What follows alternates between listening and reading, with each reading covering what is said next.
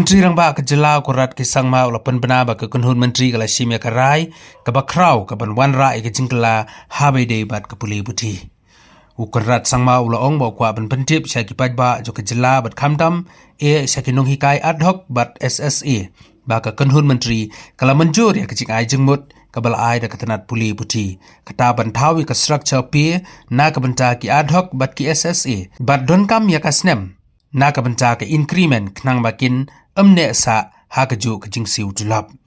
bat ka jing siew tulop la pen he kat kom ka jing slam ban hikai ulong bakin hikai ki don jing artaten habai de ber ka kam hikai jongki hanrai ka sarkar kalai sim ya karai ba kam jongki kanam don jing kta ulong ro bakin hikai kin don mentalang na ka benta ka CPF ha ba ka sarkar ro kan don benta knang ba ha ka por bik songthak kin don ka pisa ka bakin yo ban pendon kam Shushu Menteri Rangba oleh itu bak sorkar kan tahu dok society bukan page yakni kejing don kam bat ke sorkar kan sa penteri kam no yakni nadu ke shiterik uyayong arajar arpun reu Kumba ulah kular ha kini kibnai kibala dem. Very crucial item, and I would like to share this with you that today the cabinet has taken a very important and a very landmark decision and a major reform when it comes to the education sector. I am very happy to inform the people of the state and more importantly the ad hoc teachers and the SSA teachers that the cabinet today has approved the proposal that was given by the education department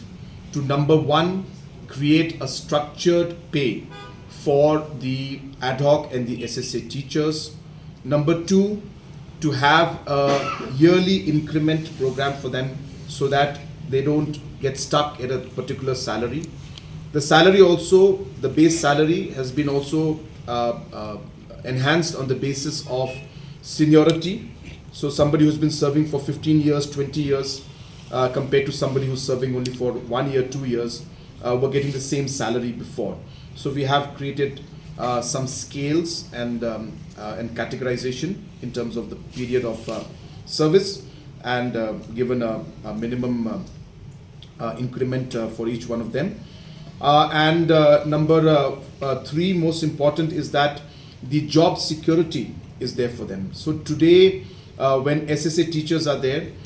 we understand that there is some doubt in their mind about the future of their jobs. The ad hoc teachers also, they have some doubt about their jobs, and therefore this particular move and decision of the cabinet will ensure that there is a job security for the SSA as well as the ad hoc teachers. And also we have put a provision where under the there will be contribution to the CPF which will be done both by the teachers and the governments to ensure that when they do retire, that there is some kind of a safety and security for them post-retirement also. This also, we have decided that this will be implemented in a form of a society, and there will be a society that will manage all of this. So all of these factors have been proposed today, and these were the salient features of the proposal. We have the exact numbers and everything with us, but I will not share that with you today because we are going to implement this from the 1st of April 2026, as was promised by me about a month back, that we are going to conclude this before Christmas and we are going to implement it by the 1st of April, and I'm fulfilling that commitment made to our teachers. And in the next 3 months post the New Year's, we will work on exactly the mode of implementation, the different administrative procedures required, and through that period I will then inform you about the detailed numbers. But these numbers have already been discussed with the SSA teachers and with the ad hoc teachers, and it is with that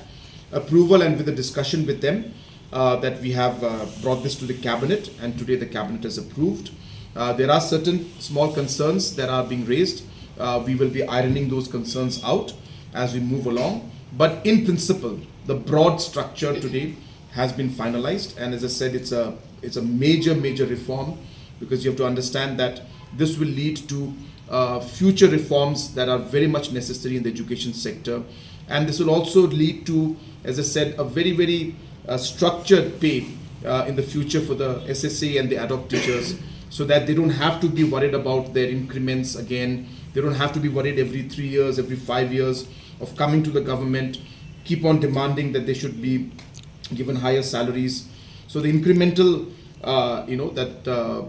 the pay that they will be getting every year will take care of those concerns. And we are hopeful that with this major decision today that's been taken, as promised by us about a month back, as I said, will lead to a huge reformation in the education department, which I will share with you post New Year's once we start the administrative procedure of implementing this particular decision that has been taken today. So I want to share this with all of you, and in a way it's like a positive Christmas news for our teachers. This is something that the teachers have been demanding for a very, very long time. From the moment I joined and I took over as Chief Minister, even before that, for many, many years and decades, this has been a long pending demand of the SSA and the Adhoc teachers. And I'm happy that our MDA government today has taken this bold decision to take this forward and find a solution once and for all to this problem, which has been discussed in detail in multiple meetings with the teachers. I thank the teachers for their cooperation and for their patience, and I thank the Education Department, the Minister, and the Commissioner Secretary, and all the officials who have worked tirelessly to come to this point. And as I said, this will be a major game changer and a major decision that is going to reform the education sector in the days to come.